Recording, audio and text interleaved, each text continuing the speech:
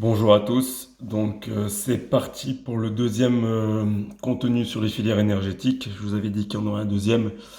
Donc forcément ça va aller beaucoup plus vite que le premier parce que ça va reprendre en totalité le premier avec deux, trois éléments supplémentaires, vous verrez pendant les filières. Et puis à la fin, une application un petit peu plus pratique, un peu plus de terrain de ces différentes filières, notamment sur la façon de les utiliser en entraînement, voilà, avec des tableaux qui permettent de voir un petit peu comment utiliser comment utiliser ces filières, comment améliorer ces filières sur le terrain en entraînement. Donc c'est un petit peu plus pratique pour ceux que ça intéresse.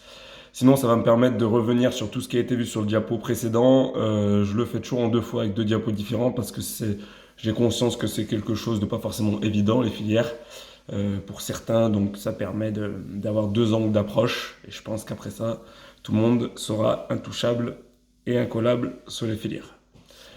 Donc, le début, ça va aller vite, hein, comme je vous ai dit. Il n'y a que des choses qu'on a déjà vues. Les contractions musculaires à l'origine des mouvements corporels nécessitent beaucoup d'énergie. Okay, sans énergie, pas de contraction musculaire, pas de bascule de tête de myosine.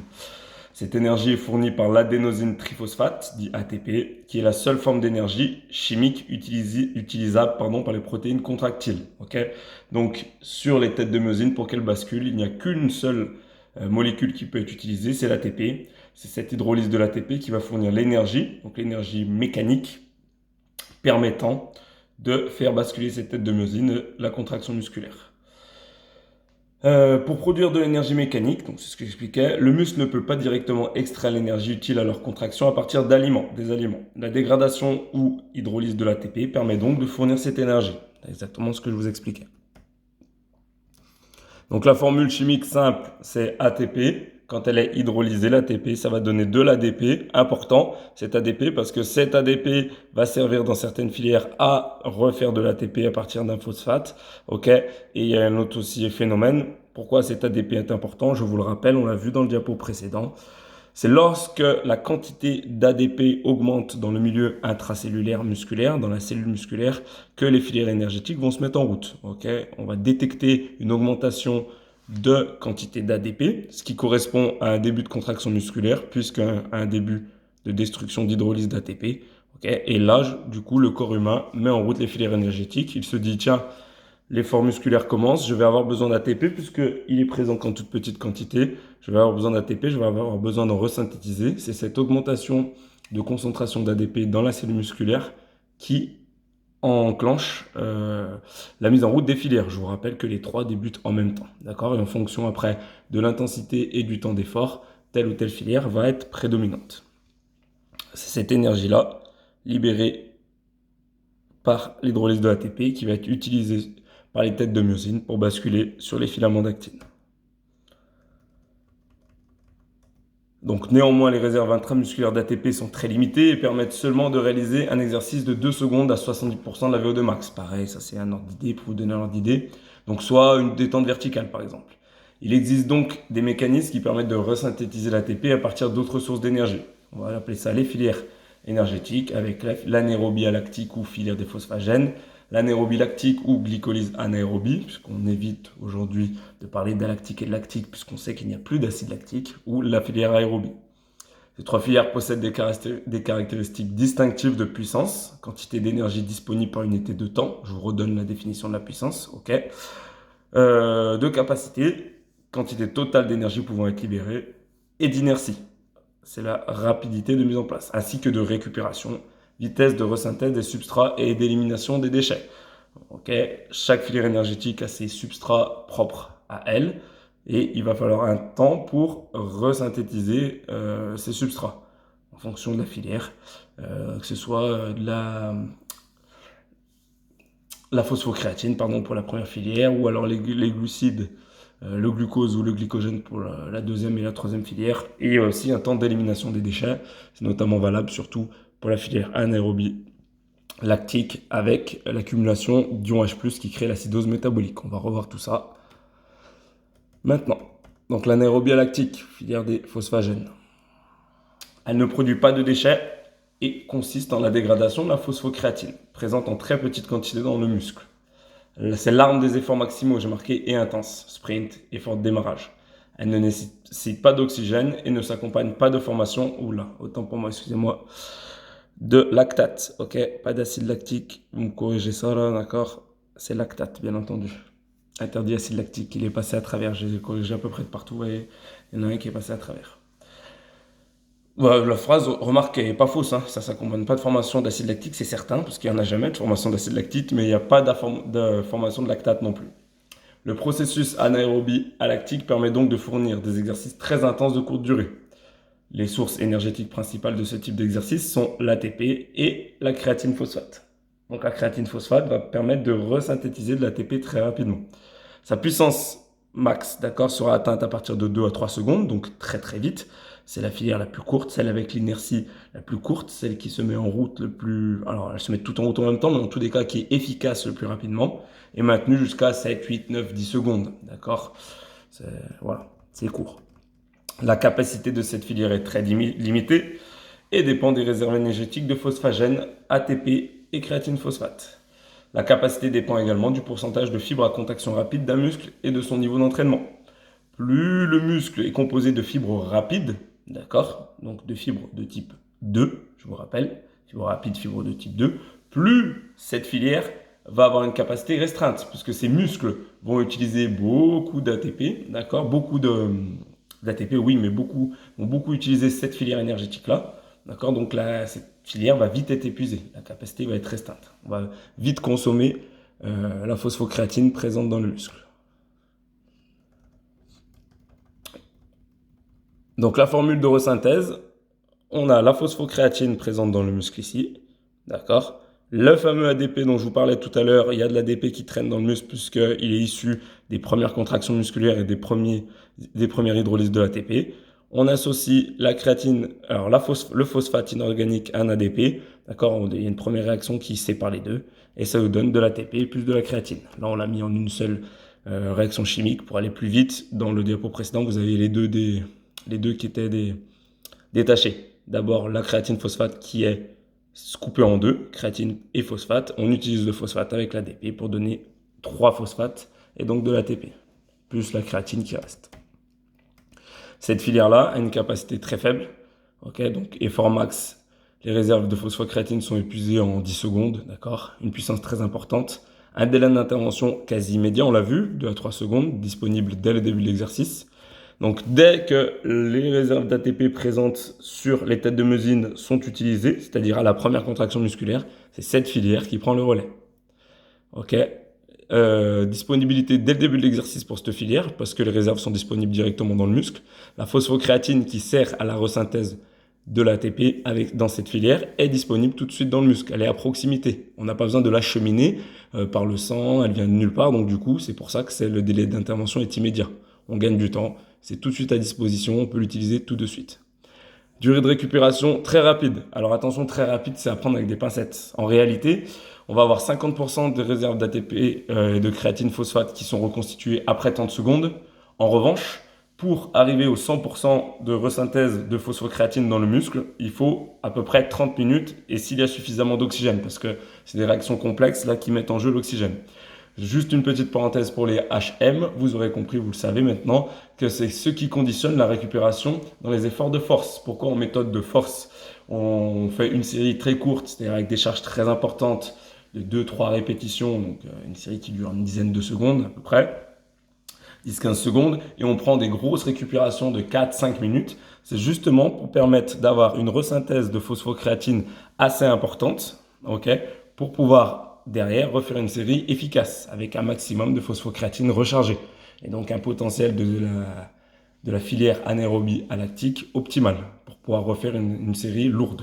D'accord? Ça, on l'a déjà vu, je le répète, je pense que c'est compris par tout le monde. On enchaîne avec l'anaérobie lactique. Donc, au-delà de la consommation maximale d'oxygène, là, je prends le problème par l'autre bout. Vous savez, dans le diapo précédent, on avait fini par l'aérobie, on avait expliqué ce que c'était que la VO2 max, et je vous avais expliqué que la VO2 max correspondait à la puissance maximale de la filière aérobie, c'est-à-dire l'intensité d'effort max qui fait que notre effort est en filière aérobie. Donc, quand on dépasse cette intensité d'effort, on dépasse sa VO2 max, Ça veut dire que toutes les mitochondries des muscles sollicités sont utilisées, toutes les usines charbonnent, elles travaillent toutes, d'accord? Elles sont utilisées pour produire de l'ATP avec le pyruvate qui est allé dedans, ok? Donc, si je ramène encore du pyruvate, c'est-à-dire je continue ma glycolyse, je ramène du pyruvate, toutes les mitochondries étant utilisées, ce pyruvate va se transformer en lactate. C'est ce qu'on va expliquer là. On est au-delà de la VO2 max. L'intensité de l'exercice, d'accord, est au-delà du maximum de la filière aérobie. Donc l'intensité de l'exercice peut augmenter en faisant appel au processus de l'anaérobie lactique. C'est la dégradation du glycogène musculaire en lactate. Encore. Cette dégradation en lactate s'accompagne de libération du H+, dont l'accumulation au niveau des tissus augmente le pH cellulaire, okay, et donc l'acidité cellulaire et perturbe l'activité musculaire, acidose métabolique. Excusez-moi, il y a une erreur, je vais le corriger décidément. Ici, c'est diminue le pH cellulaire. D'accord? Un pH cellulaire acide, c'est un pH bas. D'accord? Ça diminue le pH cellulaire, ça augmente l'acidose métabolique. C'est la petite subtilité. D'accord?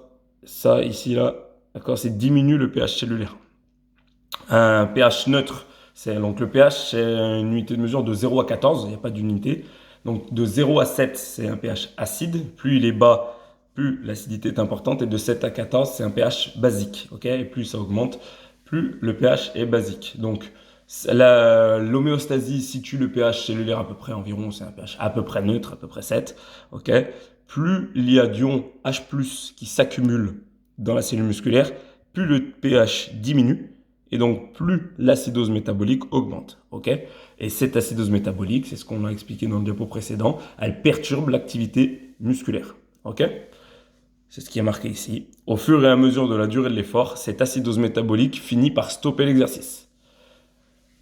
Alors, le lactate. Qu'en est-il du lactate? Je ne me rappelle plus si je l'avais évoqué à l'oral. Il n'était pas inscrit à l'écrit, en tout cas dans le diapo précédent, mais des fois je fais des parenthèses, je pars un petit peu plus loin, donc à l'oral. En tous les cas, là, je l'ai marqué volontairement. Le lactate, lui, peut être utilisé de façon différente.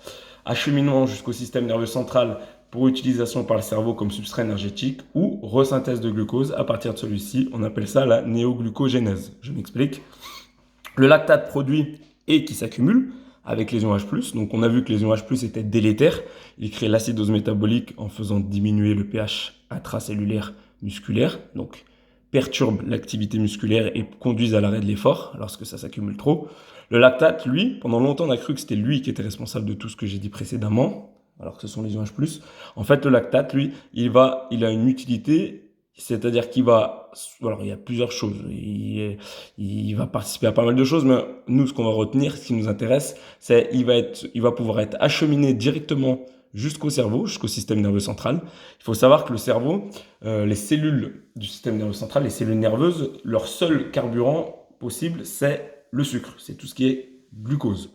D'accord? Le lactate étant un dérivé du glucose, le cerveau est très friand de lactate, c'est-à-dire qu'il peut l'utiliser directement comme substrat énergétique pour faire fonctionner ces cellules.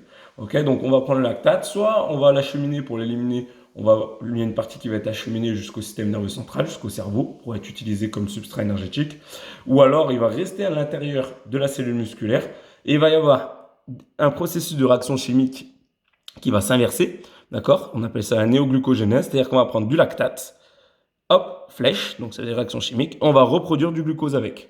C'est logique, parce que si en dégradant le glucose, j'arrive à donner du lactate, ok, la réaction inverse est possible également. Donc, je prends le lactate, il y a une petite cascade de réactions chimiques qui permet de redonner du glucose, donc de redonner un substrat énergétique pouvant être utilisé directement par le muscle, puisque déjà présent dans le muscle. D'accord? On appelle ça la néoglucogénèse. À partir de lactate, on reforme du glucose. J'espère que j'ai été clair là-dessus. Donc cette filière, elle ne nécessite pas d'oxygène et s'accompagne donc de la formation de lactate. L'énergie provient de la dégradation du glycogène musculaire ou du glucose sanguin. D'accord? La petite subtilité que j'avais pris le temps d'expliquer dans le diapo précédent, en fonction si c'est du glucose sanguin ou alors du glycogène déjà présent dans le muscle, il va y avoir une petite différence dans le bilan de la réaction chimique en termes de nombre d'ATP produits. Okay. La dégradation du glucose conduit à la formation de pyruvate et la formation de 2 ATP. D'accord? Ça marche. Si c'est du glucose, c'est-à-dire que c'est du sucre présent dans le sang, qui très souvent, soit il est déjà présent dans le sang pour maintenir la glycémie, soit ce glucose vient du glycogène hépatique, c'est-à-dire du glycogène, pardon, stocké dans le foie. Ok? Je prends mon glycogène dans le foie. Pour l'emmener jusqu'au muscle, je vous rappelle, je ne peux pas le transporter sous forme de glycogène, la molécule est trop grosse. Je le rabote un petit peu pour faire du glucose, il passe dans le sang et je l'emmène jusqu'au muscle. Ce rabotage, d'accord, fait que le glucose est une molécule un peu plus petite que le glycogène, donc en fin de réaction chimique de glycolyse, si j'utilise du glucose, j'ai 2 ATP. En revanche, je vous rappelle que si je prends du glycogène déjà présent dans le muscle, parce que le muscle a déjà une petite réserve de glycogène, j'ai pas besoin de le transporter, il est déjà dans le muscle, il est déjà à proximité, donc je peux utiliser la molécule telle qu'elle dans la glycolyse. Okay, donc c'est une molécule un petit peu plus grosse, qui a plus d'éléments. Donc au lieu d'avoir 2 ATP, je vais avoir 3 ATP. Je peux fournir un ATP de plus, comme la molécule de départ, comme le substrat énergétique de départ est un peu plus gros. Comme le pyruvate ne peut s'accumuler dans l'organisme, soit il lui a suffisamment d'oxygène et il est oxydé, filière aérobie. Donc on dit il a suffisamment d'oxygène, c'est un raccourci pour dire d'une, il a suffisamment d'oxygène et de deux, il y a des mitochondries disponibles. D'accord? C'est pas tout d'avoir de l'oxygène, d'emmener de l'oxygène, comme je vous avais expliqué. Il faut aussi la disponibilité des mitochondries. Si elles sont toutes occupées, vous avez beau avoir de l'oxygène, ça va pas fonctionner. Soit il n'y a pas d'oxygène en quantité suffisante et il est réduit en lactate. Ok? Donc le pyruvate se transforme en lactate. Comme vu précédemment, l'accumulation progressive d'ion H+, liée à la production de lactate provoque une fatigue musculaire précoce, voire même l'arrêt de l'activité musculaire. On appelle ça l'acidose métabolique qui correspond, je vous le rappelle, à une baisse du pH cellulaire. Voilà les formules. Glucose donne 2 pyruvates, d'accord, et 2 ATP. Le pyruvate, on va le voir, soit il passe dans la filière aérobie, soit il est transformé en 2 lactates. Ok.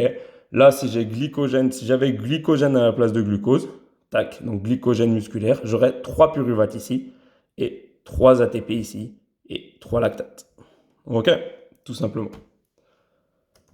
Les caractéristiques, une capacité faible, d'accord, une puissance importante, un délai d'intervention très rapide, d'accord, c'est-à-dire qu'un petit peu moins que la filière anaérobie à lactique, mais quand même assez rapide. Et la durée de récupération, elle est assez rapide, elle consiste à retrouver les valeurs de repos de lactate. Donc c'est là, on a vraiment sur quelque chose qui n'est pas linéaire. Ok, on estime 50% d'élimination après 15 minutes et 100% après 1 heure. Ça marche. En réalité, c'est pas tant les valeurs de repos de lactate qui nous intéressent, ça va être les capacités de tampon des ions H+. On appelle ça le système tampon. Donc je ne vais pas le définir là, c'est complexe, mais il y a un système qui permet d'éliminer les ions H+, donc d'éliminer l'acidose métabolique qu'on appelle système tampon, qui vont venir petit à petit éliminer les ions H+, pour faire remonter le pH cellulaire, d'accord, réduire l'acidose métabolique. En fait, pourquoi, je vais faire la parenthèse, pourquoi on parle d'élimination de lactate? Vous avez déjà certainement entendu parler de la récupération active pendant très longtemps, comme on pensait que le lactate, qu'on appelait à l'époque acide lactique, était responsable de l'arrêt de l'effort, des douleurs musculaires, etc.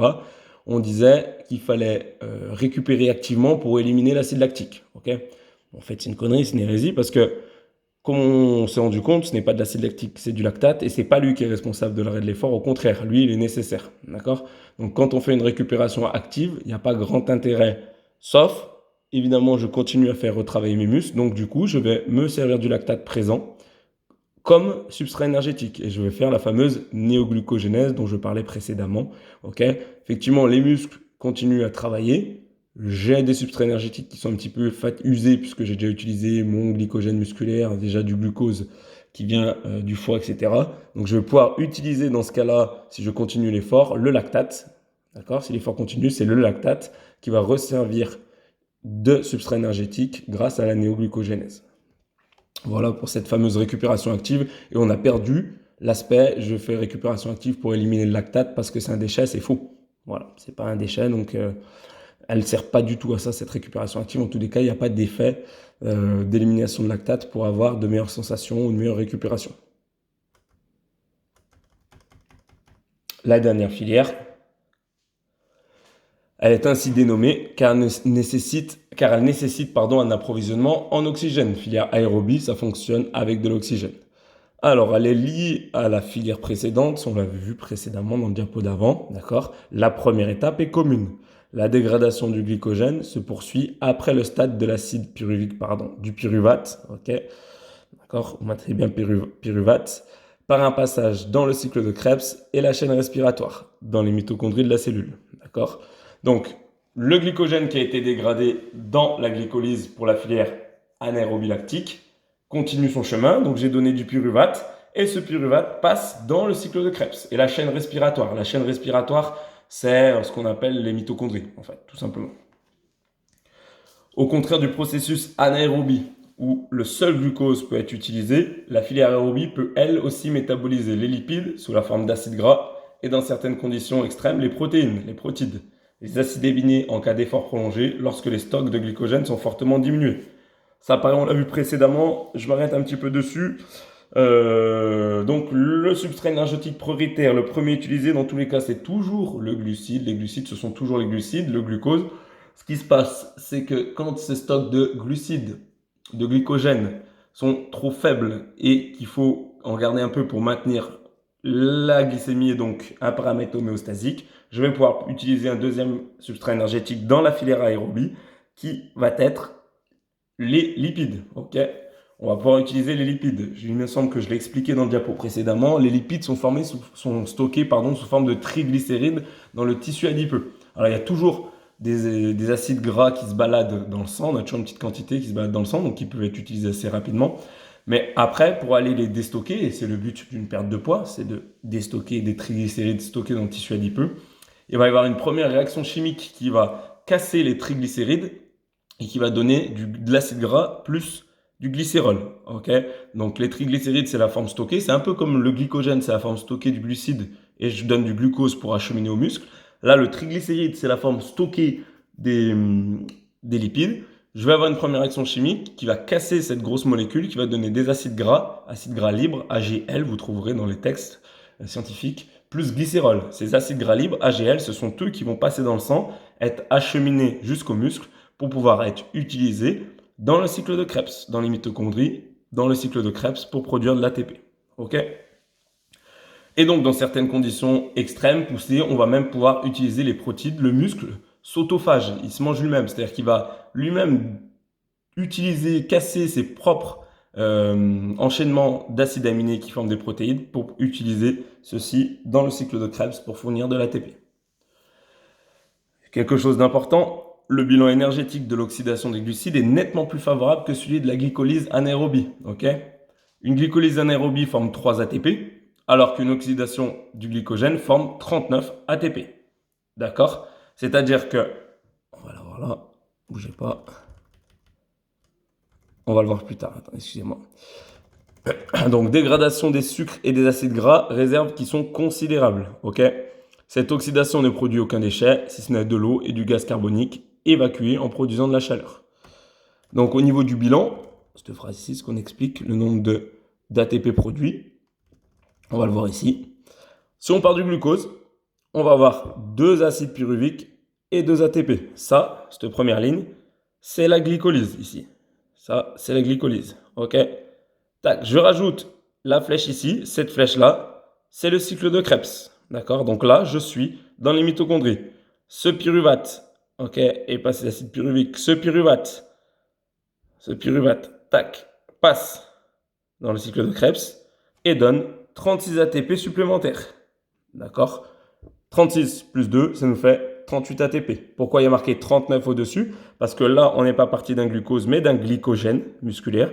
Donc du coup, au lieu d'en avoir 2 pyruvates, là, on en a 3. On a 3 pyruvates et 3 ATP. Okay, ce pyruvate passe dans le cycle de Krebs et j'ai 36 ATP.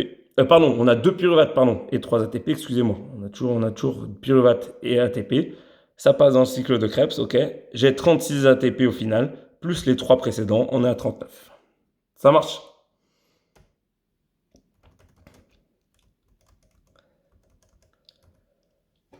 Alors, les limites de cette filière faisant intervenir la VO2 max sont dépendantes de la capacité de l'organisme à prélever, transporter et distribuer l'oxygène nécessaire à l'exercice. Ok, c'est ce que je vous expliquais dans le diapo précédent. La limite de cette filière, comme on fait intervenir la VO2 max, la puissance maximale aérobie, ça va dépendre de la capacité de notre organisme à prélever. Donc ça, c'est la capacité pulmonaire. Plus je capte de l'air, plus je peux capter de l'oxygène. C'est pas tout de le capter, il faut le transporter jusqu'au muscle. Donc capacité de transport et de distribution de l'oxygène, ça va dépendre de quoi? Ça va dépendre de mon taux d'hématocrite. Plus j'ai de globules rouges dans le sang, plus je peux transporter de l'oxygène jusqu'au muscle. Et après, il y a un dernier paramètre dont je vous avais parlé, c'est le nombre de mitochondries présents dans le muscle. Plus j'ai de mitochondries, plus j'ai d'usines pour faire le cycle de Krebs, plus je peux faire d'aérobie. Donc une capacité importante par rapport aux deux autres, d'accord? Une puissance qui est limitée, ça marche. Un délai d'intervention ralenti, puisqu'il faut le temps. Qu'est-ce qui définit le délai d'intervention? Je vous ai déjà expliqué, c'est le nombre de réactions chimiques possible, pardon, pas possible, mais obligatoire, le nombre de réactions chimiques obligatoires pour arriver à l'ATP final. Donc là, on est sur des réactions chimiques, sur beaucoup de réactions chimiques, d'accord? Et une durée de récupération assez longue, puisqu'il faut reconstituer les stocks de glycogène, d'accord? Donc en fonction de l'intensité de l'effort et de l'alimentation, surtout, celle-ci peut être plus ou moins longue. Alors attention, même si vous refaites un effort derrière et que les stocks de glycogène ne sont pas reconstitués, eh ben, qu'est-ce qui va se passer? On va faire de la filière aérobie, mais au lieu de se servir du glycogène, là, on parle de durée de récupération longue concernant les stocks de glycogène. Si les stocks de glycogène sont épuisés, qu'on n'a pas récupéré, on ne s'est pas alimenté, vous pourrez refaire un effort, sauf que vous allez tourner sur un autre substrat énergétique, notamment les lipides. Bilan du métabolisme aérobie. Donc, il y a un petit comparatif entre les glucides et les lipides, d'accord? Donc, j'ai du glucose, je vous épargne toutes les formules chimiques, d'accord? On va avoir 38 ATP en fin de cycle de Krebs avec les glucides, d'accord? Donc ça nous donne 38 ATP pour 6 O2, c'est-à-dire pour 6 molécules d'O2, je produis 38 ATP. Je prends une molécule de glucose, il va me falloir, en termes de coût, ça va me coûter 6 molécules d'O2 pour produire 38 ATP. Autrement dit, ça fait un rapport de 6,3 ATP par molécule d'O2. À l'inverse, je prends les lipides, ok, je vous épargne les formules chimiques, on va avoir plus d'ATP en fin, d'accord? Ça, on le sait, la molécule de lipides, elle est plus grosse et surtout, elle fournit plus de molécules de lipides. On l'a vu ça, on l'a vu dans le premier diapo sur la nutrition avec les HM, d'accord? Une molécule de lipides fournit beaucoup plus d'ATP qu'une molécule de glucides. Ok, environ entre 3 et 4 fois plus d'ATP qu'une molécule de glucides. Ça marche. Donc, on a 129 ATP pour une molécule de lipides, d'accord? Et pour 23 O2 consommés. Alors, il faut plus d'O2, mais en même temps, on a plus d'ATP. Si on fait le bilan, si on fait le rapport, ça nous fait que 5,6 ATP par O2. Donc, on a quand même un bilan légèrement supérieur ici, d'accord, par rapport aux molécules de lipides. Il nous faut plus d'oxygène, d'accord? C'est plus coûteux en termes d'oxygène de produire de l'ATP à partir des lipides qu'à partir des glucides. Okay, puisqu'on a un bilan de 6,3 ici par molécule d'O2 et 5,6 ici par molécule d'O2. Conclusion. Ces trois processus énergétiques reconstituent l'ATP et se différencient par leur capacité, leur puissance maximale et leur délai d'intervention. Elles se différencient par leurs caractéristiques. C'est pour ça que je vous ai dit que ces caractéristiques sont à connaître par cœur. Il n'y a pas de rupture nette entre les filières, elles se chevauchent. D'accord ? Elles démarrent en même temps et elles se chevauchent. C'est l'intensité de l'effort qui va déterminer quelle filière est prédominante. Elles interviennent plus ou moins en fonction de la durée et de l'intensité de l'effort.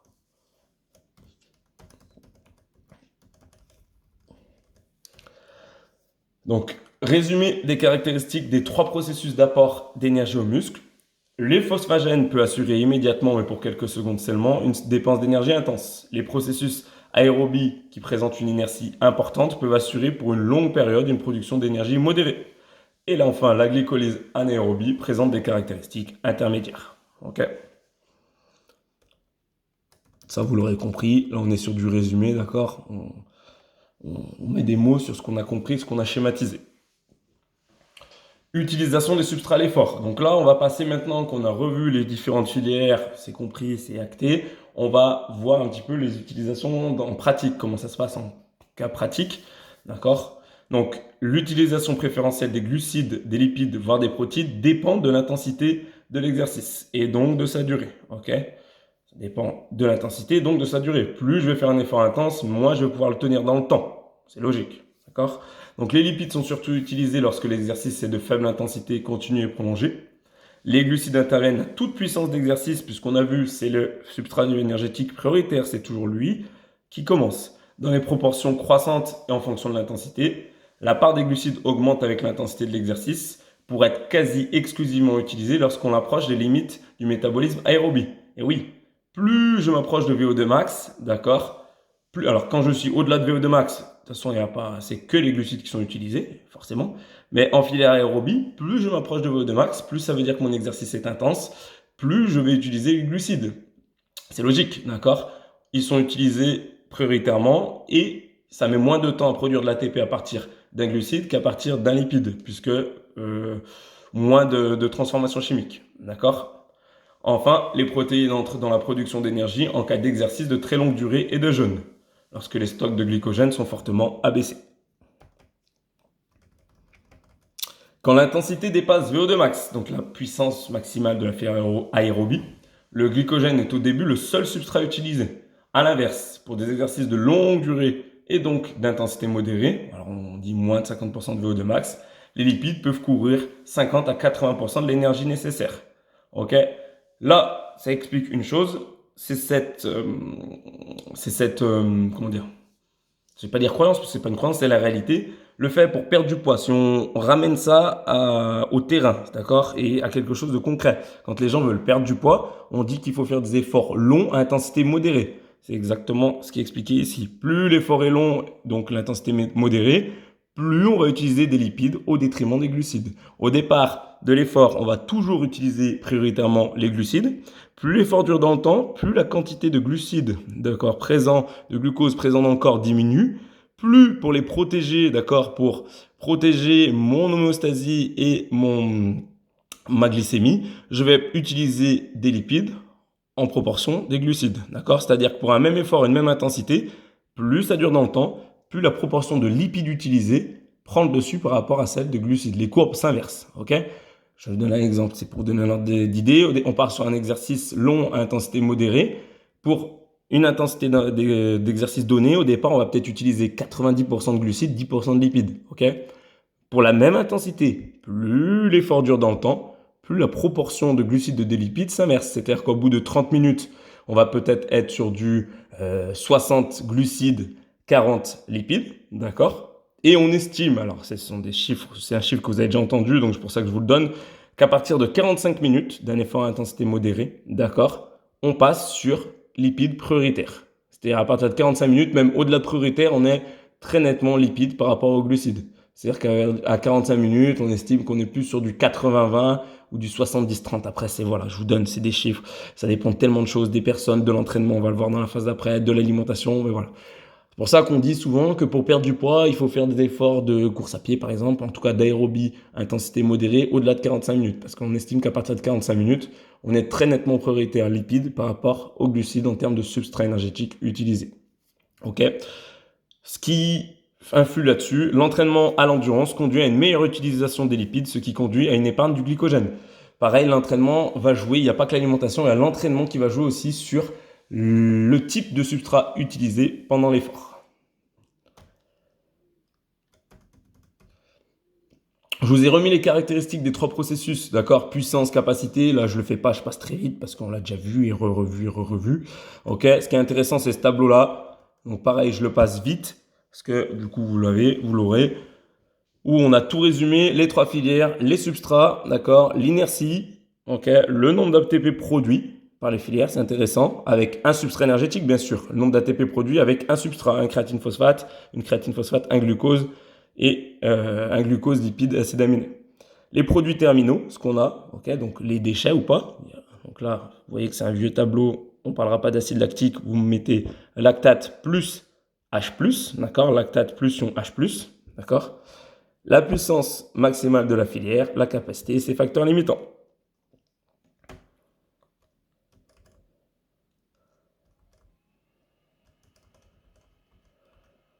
Donc, si on ramène ça à la planification des sollicitations physiologiques. Donc, la finalité physiologique et physique est réglée par le type de travail effectué au cours des différentes séquences d'entraînement. Donc là, on ramène tout ça à l'entraînement, concrètement, sur le terrain, en référence aux données physiologiques et plus particulièrement au métabolisme. Donc, dans cette optique, les problèmes de quantité, d'intensité et de récupération sont des éléments fondamentaux pour la conception du plan d'entraînement. Okay, en fonction de ce que l'on veut travailler, quelle filière et quelles caractéristiques de la filière on veut travailler, quelle filière, si on veut travailler sur la capacité, sur la puissance de telle ou telle filière, eh ben, il va falloir régler tous les paramètres qui sont des paramètres de quantité d'entraînement, d'intensité d'entraînement et de récupération. Tout travail, toute charge d'entraînement que l'on peut définir par une intensité et une quantité ou une durée va produire un certain nombre d'effets plus ou moins durables, et ce, dans différents domaines, et plus particulièrement dans le domaine physiologique et biochimique. Il existe cependant deux problèmes, donc les deux problèmes importants à gérer.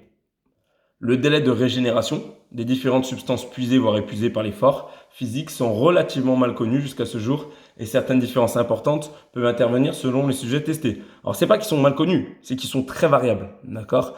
Ces délais de régénération des différentes substances, d'accord, donc les différents substrats énergétiques, les l'élimination des déchets, etc. C'est super variable en fonction des individus, du type d'entraînement, donc c'est des paramètres qui sont compliqués à gérer pour un entraîneur. La notion de surcompensation, sur laquelle repose en grande partie l'élaboration des microcycles, surtout en période compétitive, reste malgré sa grande probabilité effective une notion difficile à manœuvrer avec certitude. Donc pour les mêmes raisons, du coup, la notion de surcompensation, pour trouver les périodes de surcompensation étant surcompensation optimale, c'est compliqué à gérer. Donc pour que cette phase de surcompensation ou de supercompensation ait lieu, il faut impérativement que le sujet ait épuisé ses réserves, d'accord, déjà. Donc plus j'épuise mes réserves, plus je crée une surcompensation importante. Donc du coup, la charge ou les charges sollicitantes doivent être des charges proches du maximal. On doit toujours essayer à l'entraînement d'être proche du maximal pour créer... alors ça, pour les HM, on en a déjà parlé, c'est peut-être un petit peu plus flou pour vous les CC, mais peu importe. Mais en tous les cas, les HM, vous voyez de quoi je parle. Pour créer une compensation, une surcompensation, il faut sortir de la zone de confort. Et plus je m'approche des charges max, plus je vais traumatiser, choquer mon organisme, plus je vais créer une réaction opposée de surcompensation. D'accord? Donc le but du jeu de l'entraînement, c'est toujours d'essayer de se rapprocher du max pour être le plus loin possible de la zone de confort, pour créer le plus d'adaptation possible par le corps humain. Donc plus les charges sont intenses, plus le phénomène aura de la chance de se produire. Nous parlons à l'heure actuelle de charges dépensant même le maximum. Il n'est pas rare de travailler avec un sportif avec des charges correspondant à 120, 130% de ses possibilités. D'accord? Ça marche. Alors pourquoi on dit ça? Parce que souvent, quand on veut travailler les filières, on se base par rapport à la VMA, à la vitesse maximale aérobie. Donc on définit une VMA qui correspond à la VO2 max. Et si on veut travailler sur la filière anaérobie lactique, d'accord, ou même si on veut travailler sur la puissance de sa VMA, on va travailler sur des charges de travail. Quand je dis des charges, ce n'est pas une charge en termes de poids en musculation. D'accord? C'est la charge, c'est la quantité de travail liée à l'intensité. Une charge de travail, c'est quantité et intensité de travail. On va travailler à 120-130% de sa VMA, de sa VO2 max, au-dessus de sa VMA, de sa VO2 max, puisqu'on va vouloir travailler dans une zone de travail où c'est la filière anaérobie lactique qui est prédominante. Donc c'est pour cette même raison qu'on a défini la charge max de travail, le max d'entraînement, comme étant la charge composée de la quantité et de l'intensité. Donc quantité 70 à 80% et une intensité toujours max. Ok, donc ça c'est un petit peu, voilà, c'est pour donner des chiffres, c'est un petit peu abstrait. D'accord, quand on n'est pas vraiment dans l'entraînement, notamment sur ce type de filière. Nous savons que dans la filière aérobie, le phénomène se produit environ 24 à 48 heures après la charge. D'accord? Donc là, on parle du phénomène de surcompensation, bien sûr. Dans la filière anaérobie lactique, le phénomène se situe 12 à 24 heures après la charge. Et dans la filière anaérobie lactique, il faut bien attendre au-delà de 24, voire 48 à 72 heures après la charge. Il est bien évident que la forme initiale du sportif, c'est-à-dire son état d'entraînement, son habitude à être sollicité fortement, son hygiène de vie et les moyens de récupération que nous allons lui proposer sont tous des facteurs qui influencent fortement sur l'apparition du phénomène de surcompensation, son moment, sa durée et son intensité. Ça se tire, accrochez-vous. Donc là, vous avez un tableau avec les différentes filières et les différents types de travail. Donc je ne vais pas le reprendre, vous le regarderez si ça vous intéresse, d'accord? Le type de travail, ce que l'on cherche, ce qui est recherché, les différents intervalles, les récupérations, etc., etc., d'accord? Donc c'est pour guider un petit peu, mettre un cadre sur le type de travail sur ces différentes filières. Là, on est sur de la préparation physique pure et dure, donc ça intéresse pas du tout les CC, en tout cas pour la plupart d'entre vous, et peu les HM, d'accord? Donc ceux que ça intéresse, vous l'aurez au moins, vous pourrez jeter un œil. On termine rapidement comment évoluer le potentiel aérobie. Et oui, parce que vous avez compris qu'en fait, la valeur étalon, ça va être la VO2 max, la VMA, d'accord? Donc ça va être la puissance de la filière aérobie, c'est par rapport à elle qu'on va se baser pour travailler énormément de choses. Donc le test Luc Léger, je vous le dis, je vous lis pas le protocole, vous le connaissez un petit peu, en plus c'est facile à